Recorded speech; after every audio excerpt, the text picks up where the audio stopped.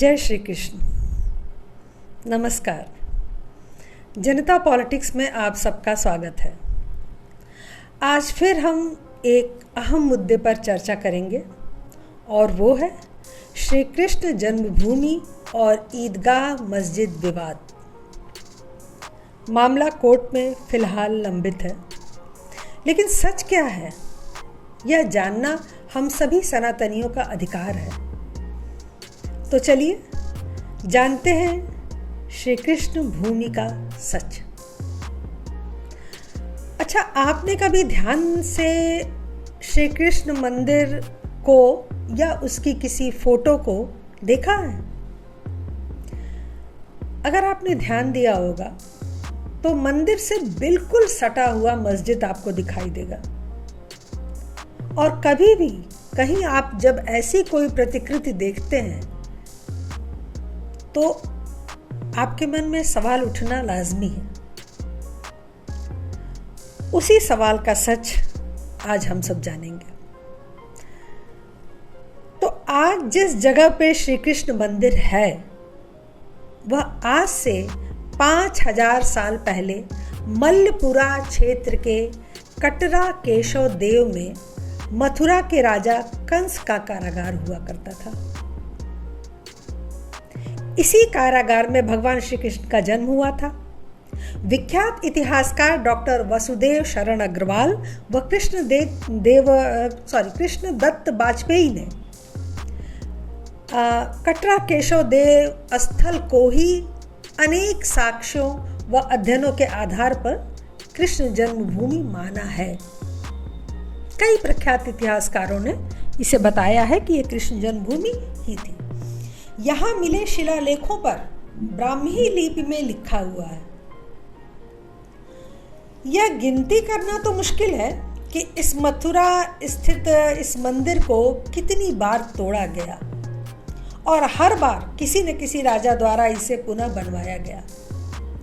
परंतु मुख्य रूप से 1610 में ओरछा के राजा बुंदेला वीर सिंह ने श्री कृष्ण जन्मभूमि को 33 लाख रुपए, उस जमाने के 33 लाख, आज के कितने करोड़ होंगे अंदाजा लगाना मुश्किल है, 33 लाख रुपए में ऐसा विशाल मंदिर बनवाया जो कि आगरा से दिखाई देता था। इतना विशाल था। फिर 1670 में हत्यारे, लुटेरे, औरंगजेब का शासन हुआ और उसने एक फरमान जारी किया जिसमें लिखा था, जाओ मथुरा व काशी के मंदिरों को तोड़ दो, मथुरा की सभी मूर्तियों को आगरा के मस्जिद की सीढ़ियों पर बिछा देना, जिससे सभी नमाजी उसे कुचलते हुए मस्जिद में जाएं। मानसिकता देखिए, घटियापन देखिए इस मुगल की। और इसने ऐसा किया। इस फरमान की कॉपी सुप्रीम कोर्ट में जमा है और ओरिजिनल फरमान आज भी बीकानेर के म्यूजियम में मौजूद है, रखा हुआ है। आप में से कोई भी चाहे तो देख सकता है। इस तरह मथुरा के मंदिरों को तोड़कर वहां मस्जिद का निर्माण कर दिया गया। लगभग 100 साल बाद मराठों का शासन काल आया तो उन्होंने सभी मस्जिदें पुनः तोड़ के और पूरी जमीन, काशी से लगाए मथुरा तक सारी जमीन अपने कब्जे में ले ली और मंदिर निर्माण करवाया। इसके बाद अंग्रेज आए। उन्होंने वह जमीन नीलामी के लिए लगा दी। जो कृष्ण जन्मभूमि की जमीन थी उसे नीलामी के लिए लगा दिया और बनारस के राजा पटनीमल ने पब्लिक ऑक्शन में कृष्ण जन्मभूमि की 13.37 एकड़ जमीन अंग्रेजों से खरीद ली। इसके बाद कई बार कोर्ट में केस हुआ। मंदिर और मस्जिद का विवाद कुछ करके चलने लगा, क्योंकि मुस्लिमों ने भी मंदिर की कुछ जमीन को कब्जे में लेकर और उस पर मस्जिद निर्माण करवा दिया था। 1944 में राजा पटनीमल के पौत्र ने यह 13.37 एकड़ जमीन जो थी उसको बिरला ट्रस्ट को बेच दिया, उनके हाथों सस्ते में बेचा। और ये उन्होंने मदन मोहन मालवीय जी के कहने पर किया, क्योंकि मदन मोहन मालवीय की इच्छा थी कि वहाँ एक भव्य कृष्ण मंदिर बने। तो बिरला ट्रस्ट के हाथों उन्होंने इस मंदिर को इसलिए बेच दिया कि इस जमीन को, कि इस पर एक भव्य मंदिर का निर्माण हो सके। आज़ादी के बाद 1951 में श्री कृष्ण जन्मभूमि ट्रस्ट का निर्माण बिरला जी ने बनाया। एक ट्रस्ट वहां बना और भव्य मंदिर का निर्माण हुआ। इसी के बाद बवाल की जड़ शुरू हुई। 1968 में एक स्वतंत्र कमेटी, जिसका नाम था श्री कृष्ण जन्म स्थान संघ, ये खुद की किसी की बनाई हुई कमेटी थी, उसने जो है वो ईदगाह मस्जिद के खिलाफ मुकदमा दायर किया। उनका ये कहना था कि ईदगाह वालों ने हमारी 2.5 एकड़ जमीन हड़प ली है और वो हमें वापस दिलाया जाए। 2-3 वर्ष तक केस चला। फिर अप्रत्याशित रूप से दोनों पक्षों में समझौता हो गया। बताया जाता है कि कांग्रेस सरकार के दबाव में दोनों पक्ष अपनी यथा स्थिति बनाए रखने पर राजी हो गए। कांग्रेस ने दबाव डाल के दोनों पक्षों के बीच ये समझौता करा दिया कि जो जहां है, जितने पर काबिज है, वो उतने पर काबिज रहेगा। और इस तरह, मतलब मुस्लिमों ने तो कब्जा ही किया था, तो उन्हें क्या राजी होना था। हमारी 2.5 एकड़ जमीन जो है वो मस्जिद में चली गई थी, उस पर मस्जिद खड़ी थी, लेकिन हमने भी वो जमीन जो है छोड़ने की हामी भर दी। और ये बात ध्यान रहे कि जिस संस्था ने हामी भरी वो संस्था इल्लीगल थी, क्योंकि इस मंदिर के लिए जिम्मेदार तो ट्रस्ट था। और हुआ भी वही। 1973 में कोर्ट ने जो है वो समझौते को मान्यता दी और उसके कुछ समय बाद इस पर ट्रस्ट का विरोध आया कि श्री कृष्ण जन सेवा संघ एक फर्जी संस्था है, एक अवैध संस्था है, तो इसके साथ हुआ कोई भी समझौता मान्य नहीं हो सकता। जब जन्मभूमि ट्रस्ट ने कोई समझौता किसी से नहीं किया जो कि जेन्युइन अथॉरिटी है, तो कैसे कोर्ट ने इस पर मुहर लगा दी इस समझौते पर। फिलहाल केस फिर से ओपन हो गया और फिर चलने लगा।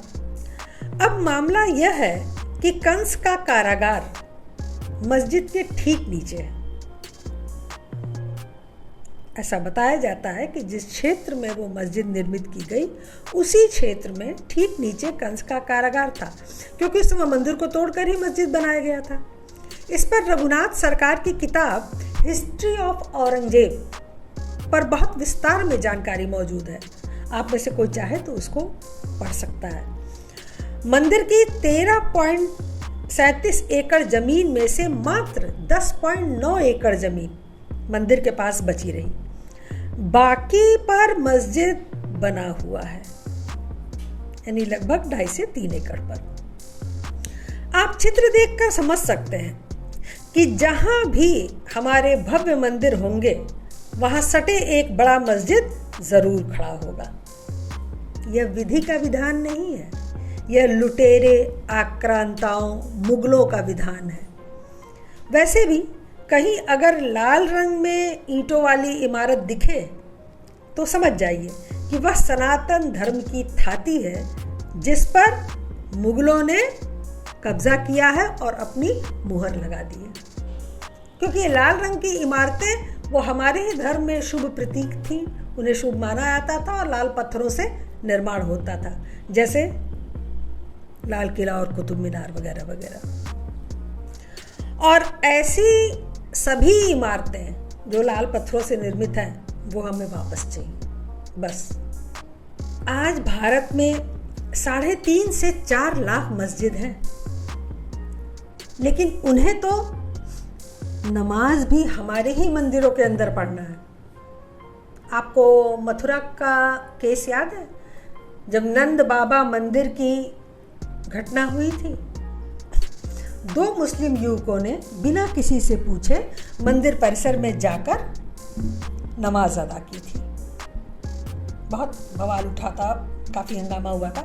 और मज़े की बात यह है कि उसकी फ़ोटो खींचकर उन्होंने उसका वीडियो बनाकर और सारी जगहों पे उसे वायरल किया था। आपको याद होगा। हिंदुओं को अपनी कुंभकर्णी नींद से जागना होगा। कहा जाता है ना कि बच्चा जब तक रोता नहीं है माँ दूध भी नहीं पिलाती। इसलिए हमें रोना चिल्लाना होगा, तब शायद सरकार को हमारी बात पर विचार करने का समय मिले। ऐसे सभी जगहों को हमें स्वतंत्र कराना होगा। इस नक्शे में देखिए, ध्यान से देखिए, हमारे कितने मंदिरों पर मस्जिदें बनाकर कब्जा किया गया है। हिंदुओं ने हर अत्याचार से मुकाबला किया है और कभी हिम्मत नहीं हारी है, न हम कभी हिम्मत हारेंगे। कृष्ण जन्मभूमि भी हम लेकर रहेंगे, जैसे हमने राम जन्मभूमि और काशी को स्वतंत्र कराया। आज के लिए बस इतना ही।